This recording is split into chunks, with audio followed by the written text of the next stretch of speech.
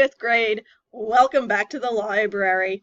So today we're going to talk about something that's going to be super important to you, and it is super easy to do. It is the split screen.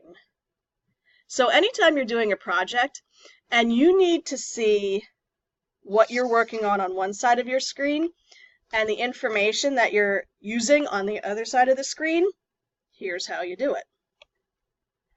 First, have up one of the screens that you need. And then we're going to go over here to where it says restore down. It's the two little boxes in the corner. Make it smaller. And from here, if you put your mouse at the top of the tabs, you can drag it around wherever you need it to be. And I would kind of make it the size you want it to be from the beginning. So drag it in from the edge. Oh, won't let me go any further. And then go back up to the top, open up a new tab. Let's say I want to go to Destiny, our catalog. You wait a small eternity while the computer thinks a little bit, or a lot, depending on how old your computer is.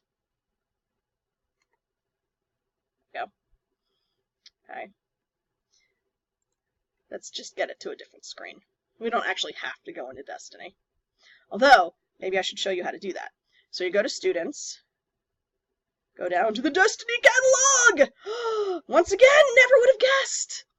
Go to North Coventry, and don't forget to click in the catalog. Remember that you are on the home page right now, and this has all of the links that I think you might be interested in at some point or another. We'll just get into the catalog here, okay? And now you have this screen up. Grab it with your mouse. Hold down your click button. Hold it down and drag it out. Okay? Let's see if we can make that screen a little smaller. Yes, we can. And that's a split screen. That's it. That's all it is. Make it small. Open up another tab and drag it out. Can you do it? You're in fifth grade. I guess you can. All right.